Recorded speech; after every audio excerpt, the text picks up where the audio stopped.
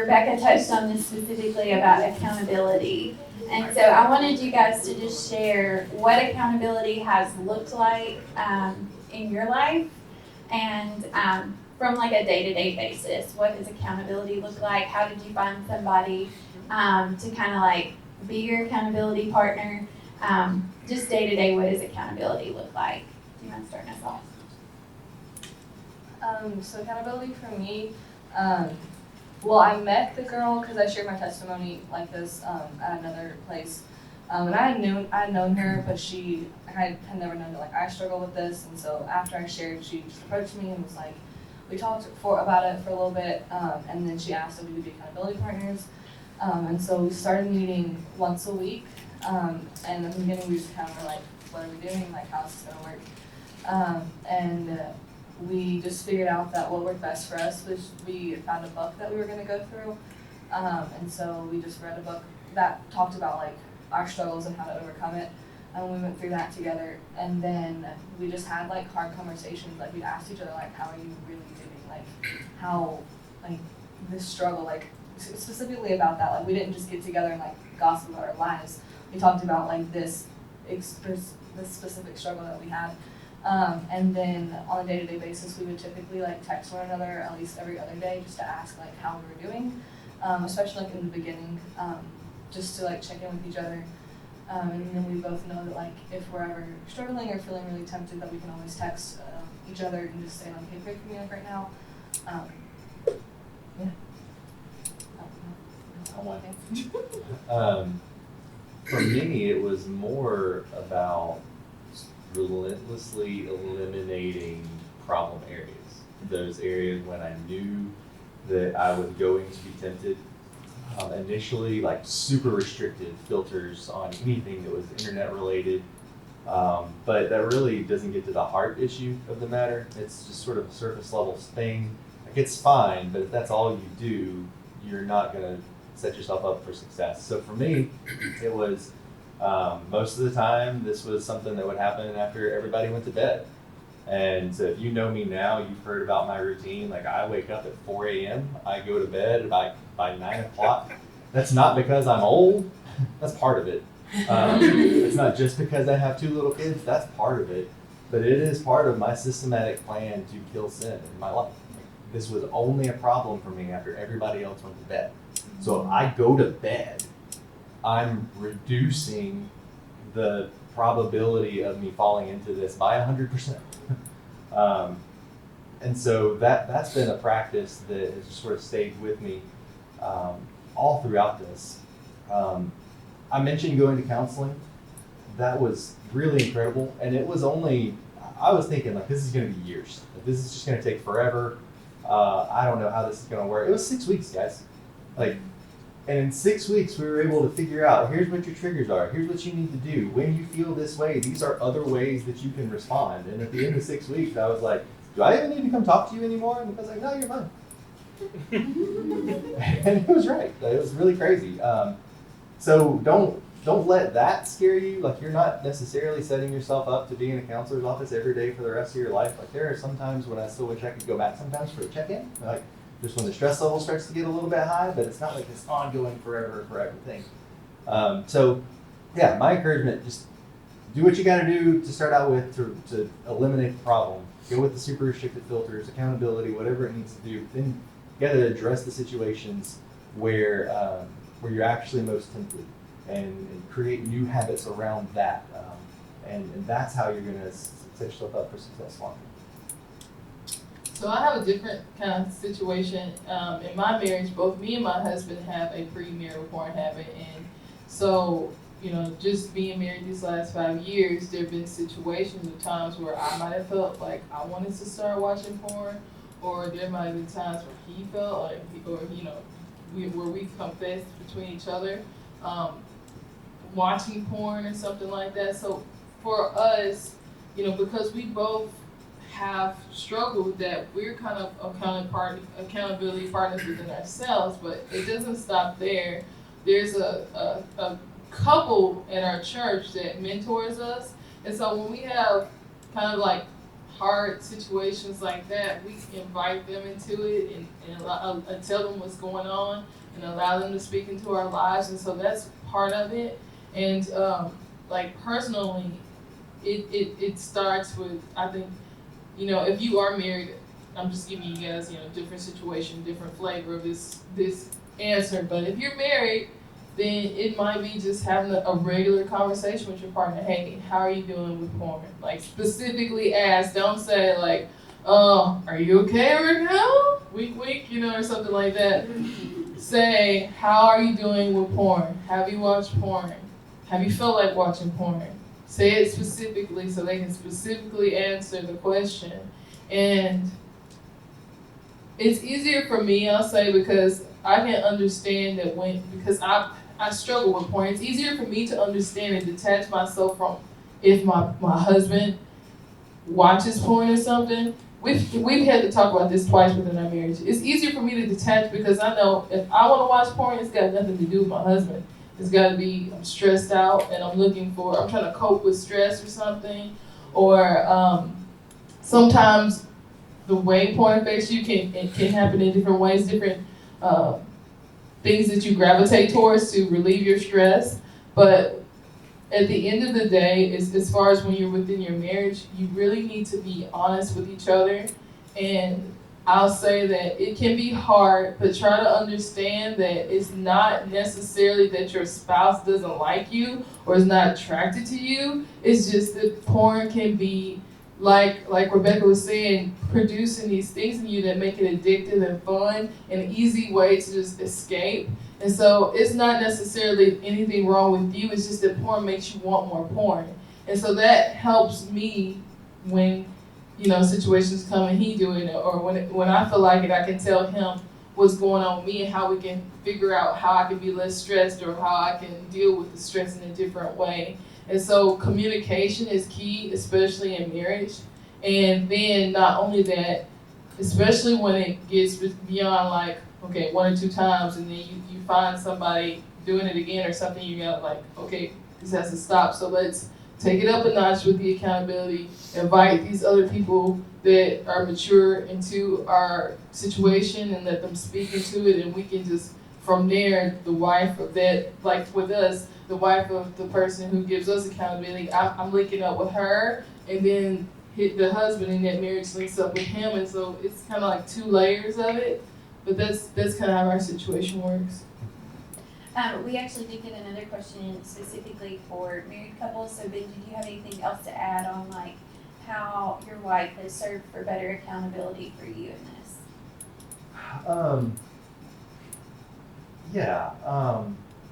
We don't really do anything too specific. She was the person who, taught me, I guess, for lack of a better term. And the hurt that I caused from not so much what I was doing. If what I was doing was bad, and yeah, that hurt her feelings. And as Mia said, that there's a remarkable similarity between spouse, specifically wives in relationships when husbands are caught up in porn, to their experience with PTSD.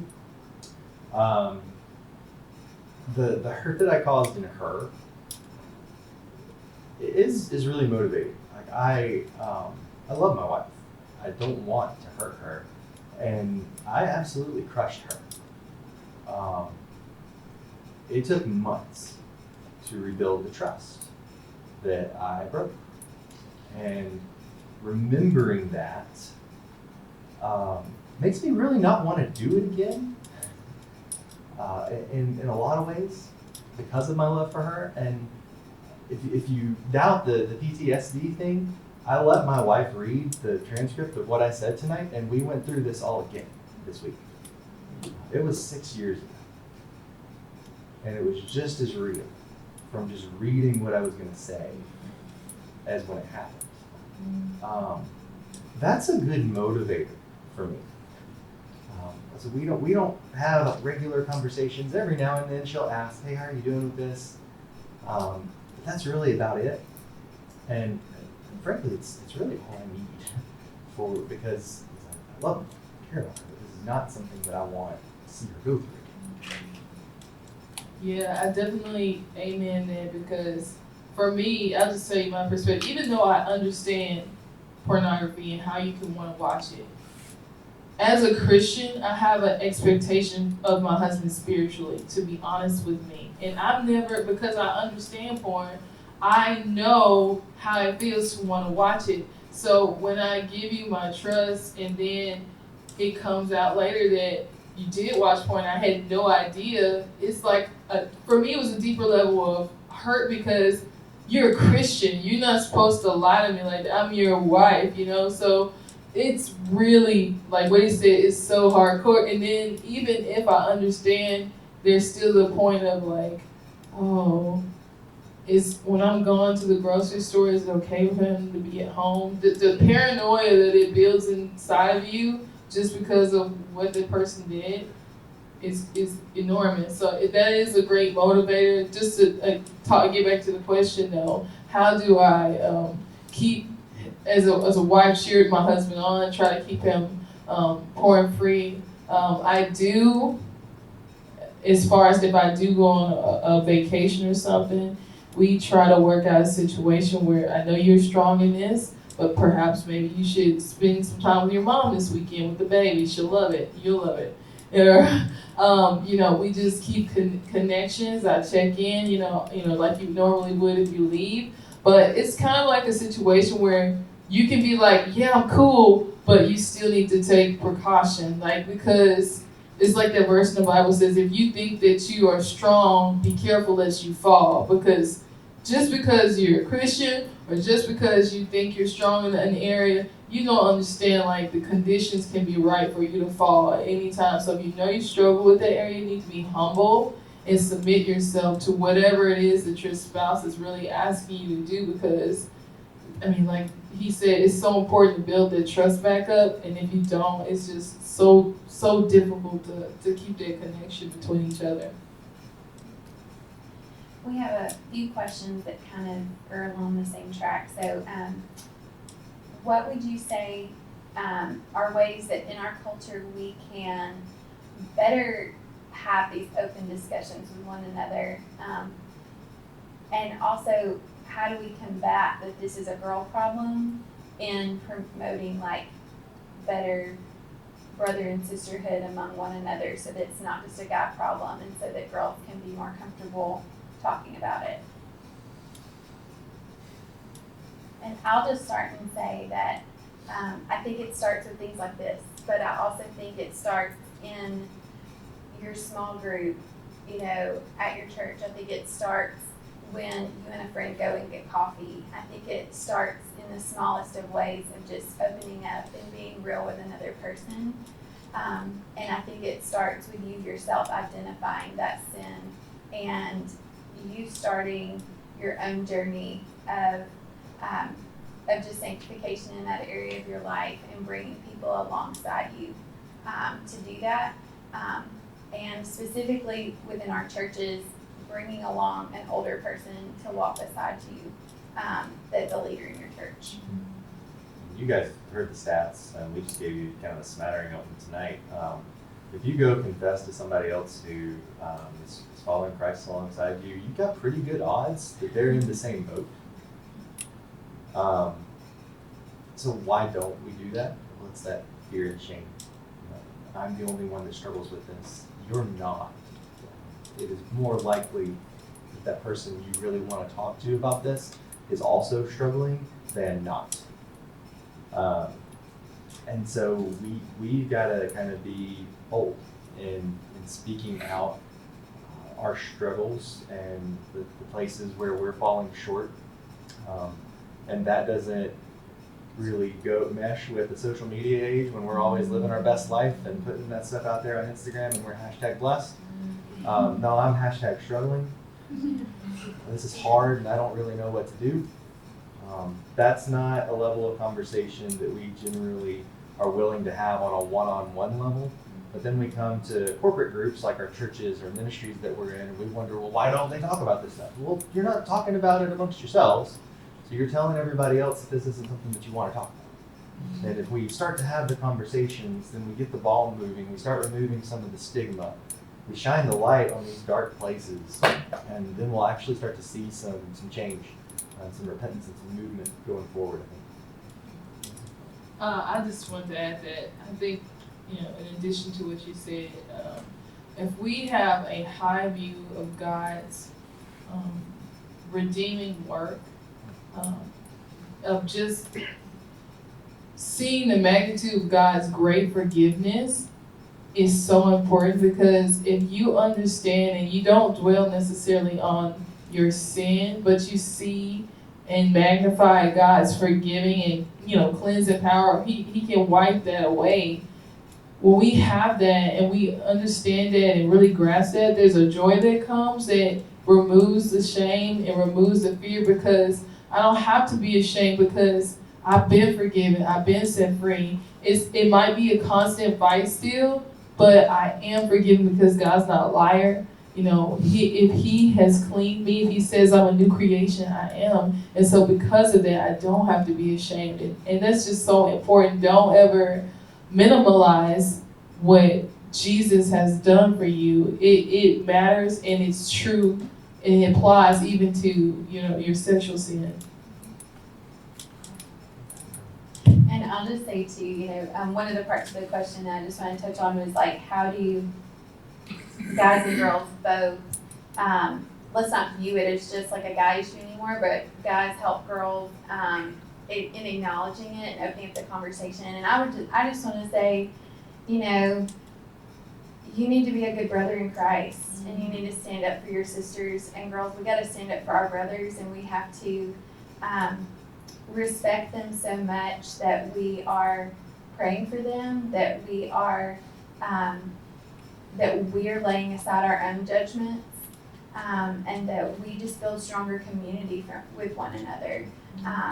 Because with that stronger community, that's where the Holy Spirit just thrives in bringing people together and in laying aside the shame that comes from this kind of sin. One question is, should everyone that has a porn addiction go to counseling? So I never I've been to counseling, but not for my porn problem. I just got accountability, and I spoke with people who are older than me, and people who are wiser than me. But I never went to formal counseling for my porn problem. Yeah, I don't think you have to. I think it helps. There are certainly limiting factors. Sometimes the costs can be prohibitive. Not everybody has somebody who says, "Hey, I'll pay for you to go to a counselor as long as you need to." So in that way, I was very blessed, and I know that.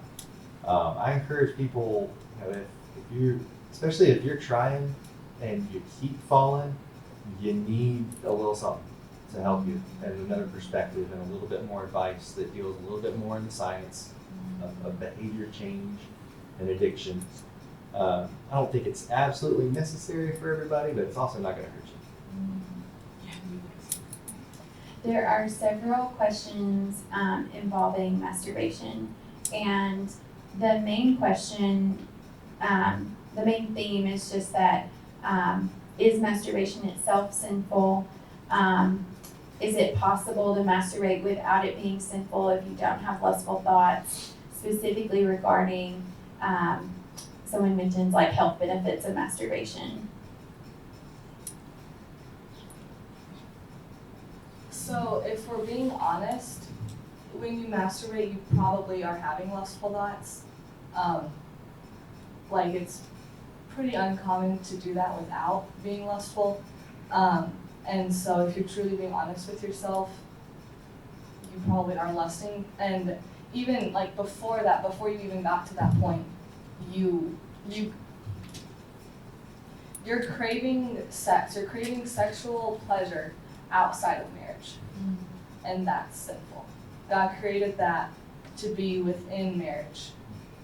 And you're taking it and you're corrupting it. He created man and woman to join together in sex in marriage. And masturbation corrupts that. And even if you do it without looking at porn, you're still corrupting what God created sex to be.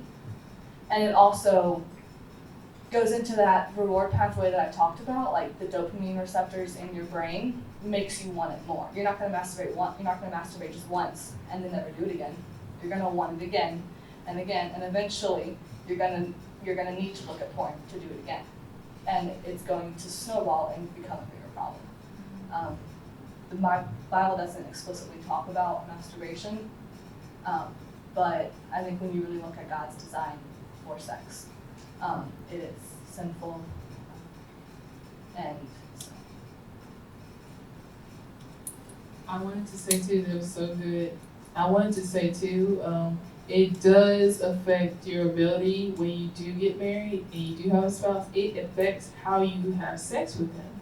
So if you are conditioning your body to a certain response, like through masturbation, to, then by the time you do have sex with your spouse, that certain motion is not gonna it's not gonna agree with what you have to do with them. And so it's gonna be awkward, and you're gonna be like having to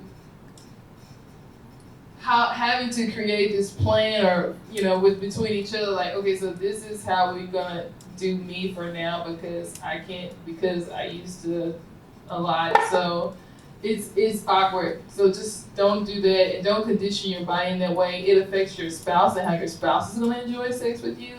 And that's adding on top of like the expectations you already bring into sex. You think that when you have sex for the first time, it's just gonna be, oh, amazing. But it's a journey, like learning and understanding your spouse, and y'all get together and being in coordination and all that good stuff. It takes time. You have to learn how to be good at sex with your spouse.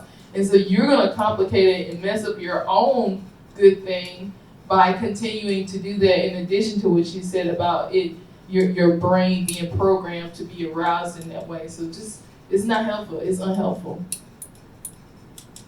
They said it all. All right. What has your relationship with God looked like as you have experienced freedom from pornography? Sorry, someone sent one in. Okay. Is there more intimacy with Him? Sorry, reshuffled my questions. Yes.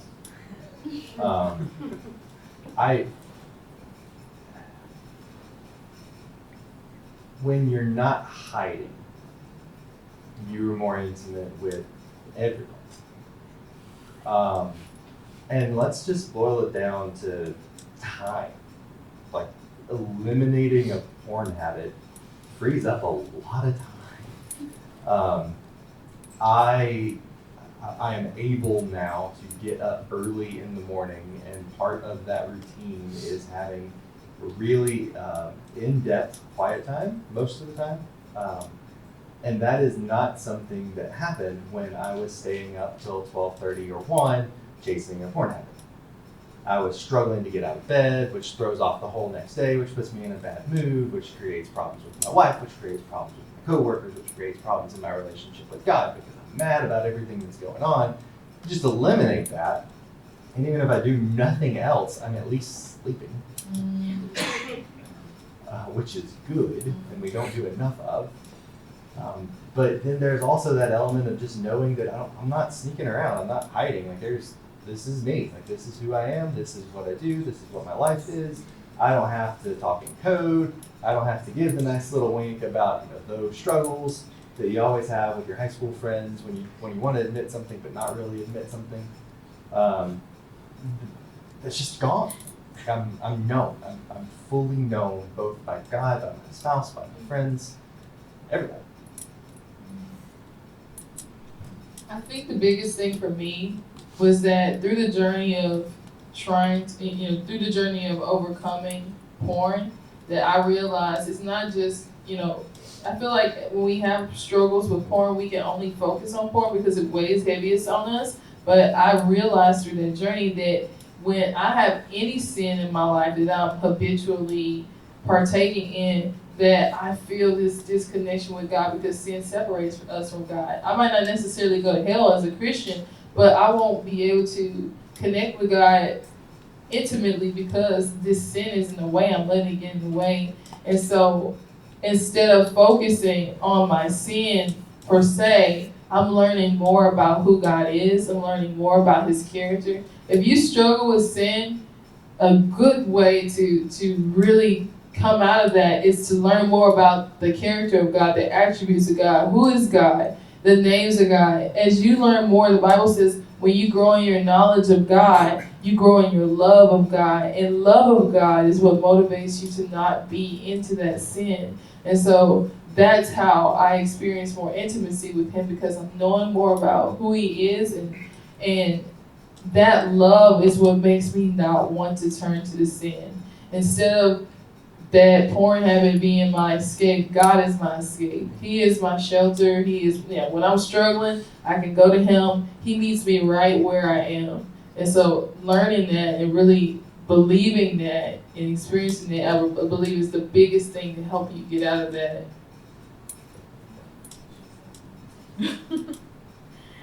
This question says, what is the best way to walk alongside someone who has had a habit of watching porn and you haven't, specifically in a relationship where you see a future in marriage? Would you recommend counseling while you're dating or once you're married?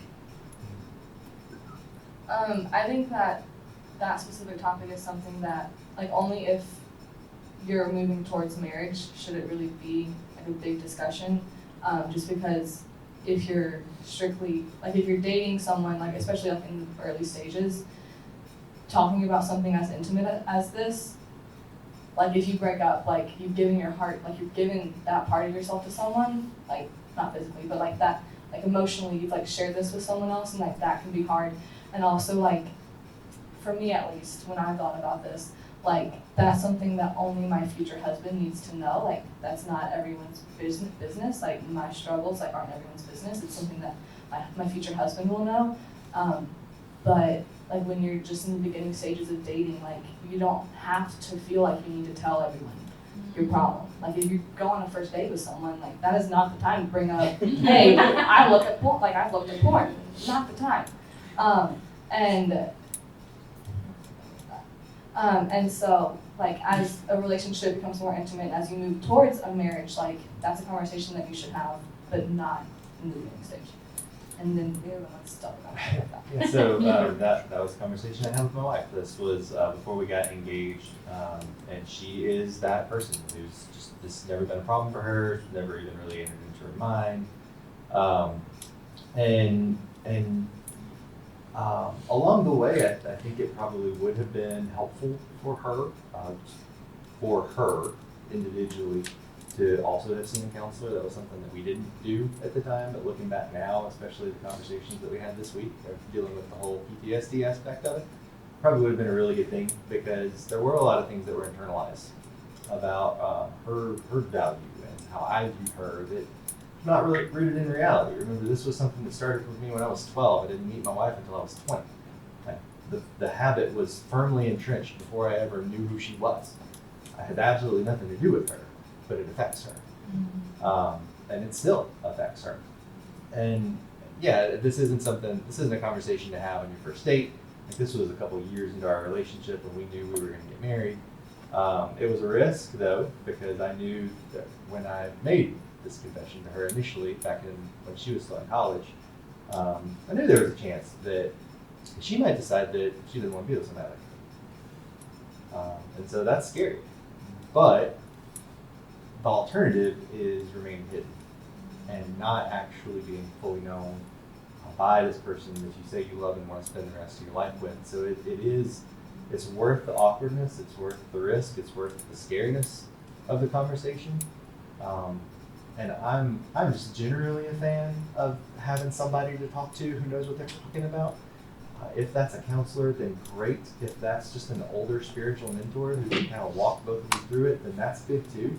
But just talk to somebody.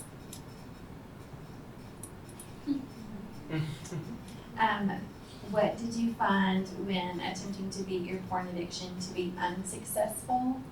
And if and when you relapsed, how did you learn to show grace to yourself? So right after I first realized and confessed my porn struggle and realized that it was a sin, I didn't get accountability. I thought that it was like I could just pray and like God would kind of take care of the rest of it. But that isn't true. And even like in the beginning of our accountability, like me and my accountability partner, we had kind of just been like, okay, like we'll text each other if we're struggling, and we might meet up like every now and then. But other than that, like I'll see you later. And that's not true accountability, and that's not going to be successful because you're not meeting up consistently. And like I found that meeting consistently and like being asked direct questions is like the best form. Like just saying, I'll call you if I need you. You're not gonna, like when you actually need them, you're not gonna want to call them anymore. You're gonna think that like they haven't been struggling, so, and they haven't called you because they haven't been struggling, and so you're not gonna want to call them. Show grace to yourself. Showing grace to yourself is like ultimately you have to realize that the Lord shows grace to you, and that isn't conditional. That's unconditional, and you don't do anything to deserve it, and you can't do anything to lose it. And so as soon as you realize that God shows you grace, it makes showing yourself grace a lot easier. It's not the easiest thing to do. Like it's still hard for me sometimes to show myself grace, and to realize that, to recognize God's grace in my life. But just learning more about how about how deep God's love is and how great His grace is. It just becomes just constantly reminding yourself that God provides grace. One thing, I'm a very creative person. I like expressing myself. So one thing that I found difficult was that, okay, I knew that I had this porn problem, and a lot of that, like Rebecca said in her talk, was that I was listening to music and watching things, and also even the way I dress, I like fashion. So I would wear things that I thought, oh, it accentuates my body, or and then I have this affinity for this artist, and I really love their music. But I remember, just to give you a specific example, I loved Katy Perry. I'm telling you, she's posters all over my wall, everything. Like I had tickets to go to her concert right when I became a Christian for real. And man, I was singing, I kissed a girl like this. And the Holy Spirit began to convict me, like, why are you saying this? Like, why are you saying this? Like, why are you singing this? And I'm like, oh man, but I like Katy Perry, Holy Spirit. And like, I really like Katy Perry. I learned how to play guitar because I like Katy Perry. And the Holy Spirit was like, no. But yeah, and there's in your journey to trying to overcome sin, there are gonna be times where you might realize that there might be some other idols in your heart, or other things in your heart you need to let go of. And that's really hard, especially in our culture, because we don't think anything of watching Game of Thrones. We don't think anything of listening to, I forgot her name because I don't even listen to her anymore. But anyways, like these things that are just crammed full of sex, and just it's all about sex. And at first it seems like, oh my gosh, I'm gonna miss out if I let go of watching this TV show. I'm not gonna be relevant with my friends if I don't listen to this artist. I've stopped listening to those things not because I was just like, sign me up to not listen to these things anymore. Watch this shit. No, I stopped watching it because I had to be honest with myself about how it was making me crave and want to go back into old behaviors. And so it's worth it, and I can tell you right now, I don't miss it. And we have so many creatives in Christian scope right now. There's so much good Christian music. There's Christian artists that are out there doing, films and entertainment that we can get into. There's nothing for you to really miss, and it feels so good to experience a clean mind and not have to worry about watching something, especially now that I'm a mom, that's gonna pop up in this movie. And it's gonna be so inappropriate for my baby girl to see, or it's gonna take me back to a place where I'm like simply looking back and reminiscing on seeing like, that was a good time when I was doing that, So you have to be honest about what you need to let go of. And and not be how can I say, so tied to what you think is gonna make you relevant or what makes you feel good that you can't venture out and experience new creativity and things. And as far as grace is concerned, I think Rebecca said it all. It's like really understanding you are human and God does meet us where we are, but just loving, just that love of God to continue to motivate us, and that grace motivates us to keep coming and trying. Yeah, you are not going to change by doing the same things that you've always done, but resolving to get a different outcome. There's going to have to be some level of behavioral pattern change. You're going to have to give something up. And just know when you give something up, that creates a vacuum. Like if you give something up and you're not replacing it with something better, then you're setting yourself up to fall back into that thing, and then you're going to be really disappointed in yourself and think that you're terrible and you are your sin. And you're not. You just don't understand how to change, which is one of the reasons why I say just talk to somebody who's older, who understands these things, who can help you. And as far as grace goes, initially I needed that external representation of Jesus. Like I knew all the theological concepts. Like I made A's in those classes. But having somebody else who spoke that into my life was critical. And it's something that I still hold on to now when those temptations start to pop up. It's like, no, this isn't me. This isn't something that I'm just sort of destined to do because of who I am and what I've been exposed to and what I've done for all these years. I'm more than this, and I'm more than this because of what Jesus says about me. And I've got a better picture of that. And as far as like I mentioned earlier, just giving up a porn habit creates a lot of time and creates a lot of opportunity for intimacy with God that didn't exist before. One of the things that I kind of regularly do as part of my quiet time is just reflect on the goodness of the gospel. Like instead of like going through my prayer list one day, let's just sit down and like let's just thank God that, man, when I was dead in my trespasses and sins, he made me alive. When my sin was leading to death, he rescued me. But God, like all those things. And I just take like, even if it's just 5 or 10 minutes a week, and reframing my understanding of myself around what God says about me in light of the gospel, keeps me in that sort of that framework of grace. Because even when I'm doing good stuff, it's not me. Like I can't take credit for that. I haven't watched porn in however long it's been, years. That's great. It's not because of you. That's because of the goodness of God and putting people in your life who gave you what you needed at that moment, and who gave you good counsel, and who has enabled you to establish these patterns and has sustained you and met you in the moments of stress. Because I've been stressed in the last 6 years. Like stress didn't go away. But I learned how to deal with it better. Just a couple more because we're running out of time. Do you think there is a link between watching porn and premarital sex and depression?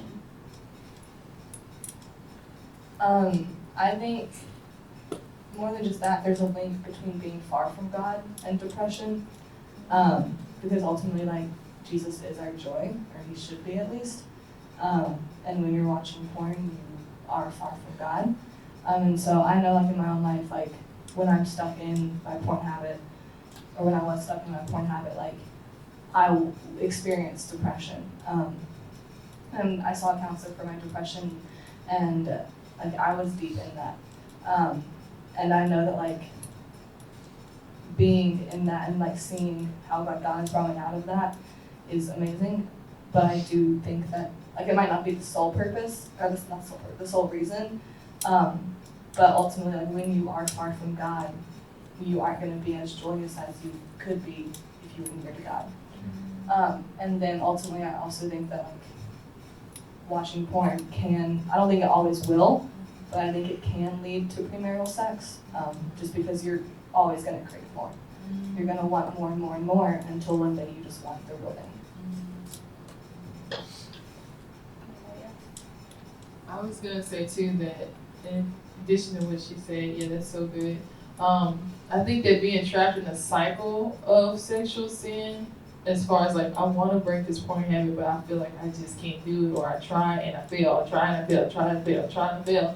When you get stuck in that cycle of sin, then you start cycling that shame, and then it becomes like no longer, like Benjie said, no longer that this is this bad habit that I'm doing. This is who I am. I can't change. I can't change. I'm unforgivable. I'm disgusting. You know, these things run into your head, and that leads into to depression and being far from God. And then porn itself just opens you up to so many other sins as well, like same-sex attraction.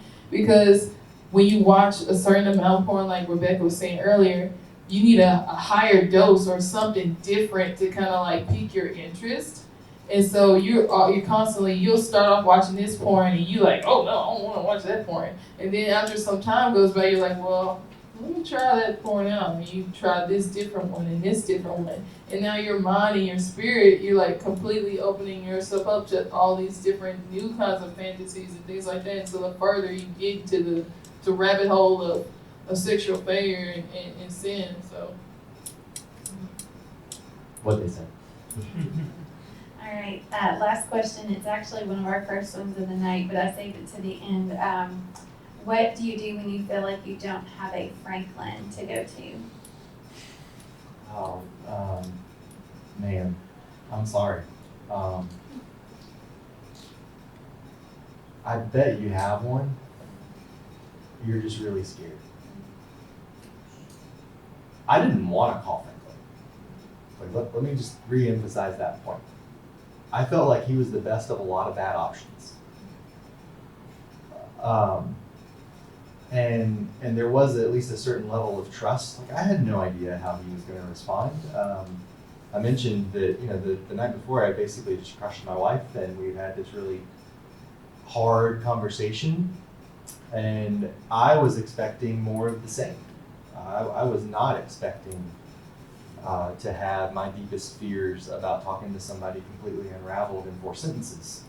I was expecting to get piled on and told that I needed to get this under control. And so I bet that you have somebody and you're just worried about how they'll respond. And if you don't and you're here, you've got a piece of paper that's got my email address. Like, let me. I've had the privilege of walking through this with several students in the past few years. And I'm not perfect in that, but I at least know how I wanted. I didn't know how I wanted to be treated when I had to make this confession, but I got the perfect template for me. And I think in a lot of cases, it's also the perfect template for other people. I have this striking suspicion that I was not the first person who made that call to that person.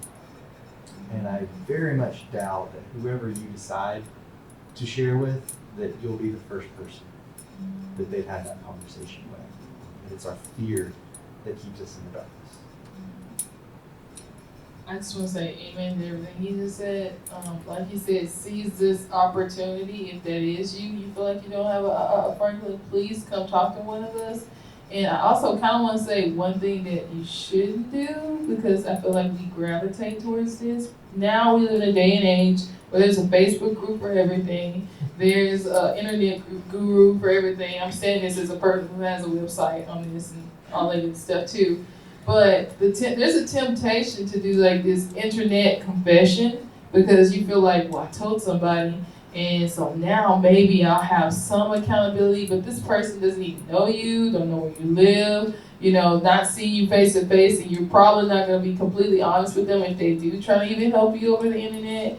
So I do think it's important to find you like some kind of source of motivation. It's good to hear testimonies of people who've gone through this every day. And I think ministries like podcasts and Facebook groups are really good for that in that sense. But do not like seek somebody else out on the internet that is not like intentionally gonna meet with you maybe through webcast or something and have a one-on-one talk with you. But find somebody, do pray and ask God. You can pray and ask God to show you who your Franklin is as well. But just be mindful of that, because it's kind of a way we can trick ourselves into thinking we made a good step forward, but really we just, worried the person who got your email that doesn't know what to do next because they don't live with you or go to church with you, and they don't know how to really help you because they can't exactly be what you need, especially when they get like 100 other emails like that or something like that. You guys get what I'm saying. So do find that person. And I just want to say, there are several ministry leaders in this room who I know I can speak on their behalf and say that they would be honored to sit and talk with you and pray with you and to help you map out your next steps in overcoming this. I'm one of them. I live 2 streets over and have an open door policy. Many of you know that firsthand, but just know that there are people in this room who would love to just be a person in your corner, to help you get the resources you need and to just help you get on the right path to overcoming this. Benjie, do you want to talk about the paper that's in the chair? Yeah, so scattered across the room on top, you have this recommended resources paper. This is for you if you're ready to take some next steps. And you can look through some of these things. There's websites that are listed. This gives you more information to give you a better frame of reference for things that are out there to help you in your struggle, specifically with pornography. There are services that are out there as well that will help you with web filters and accountability and things like that. I've actually spoken with the people at Covenant Eyes, which is one of the listings that's on here. And what we want to do, if you are somebody who goes home and says, hey, I got to do something. I don't know what, but I got to do something. We will pay for 6 months of Covenant Eyes for you. What Covenant Eyes does is you go in and create an account. You designate one person who's going to be your accountability partner.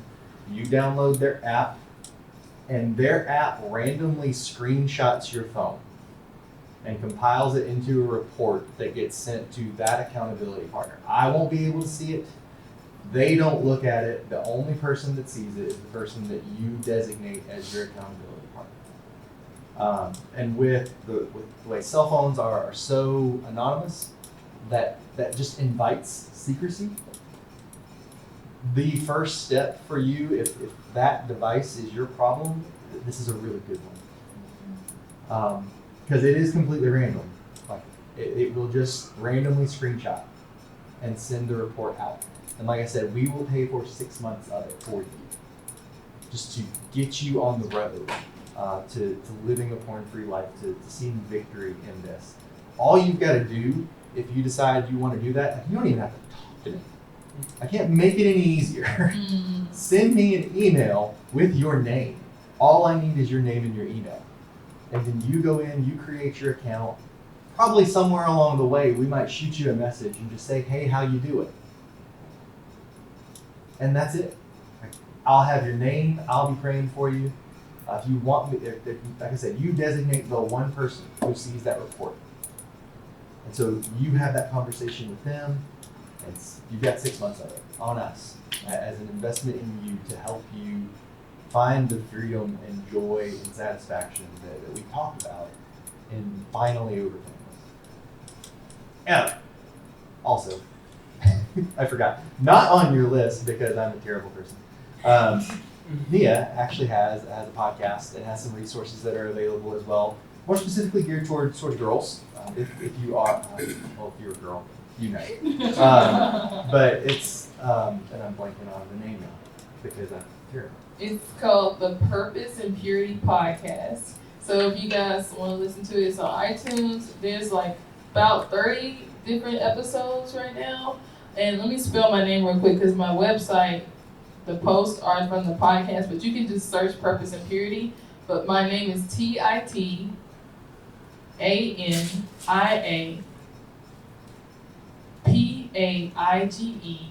So TitaniaPaige.com, you can see all of the podcast episodes, and there's some freebies on there like a purpose and purity roadmap to help you. Like right now, if you're in it, it'll tell you step by step some things that you can do and give you a framework for how you can kind of view the journey. So yeah.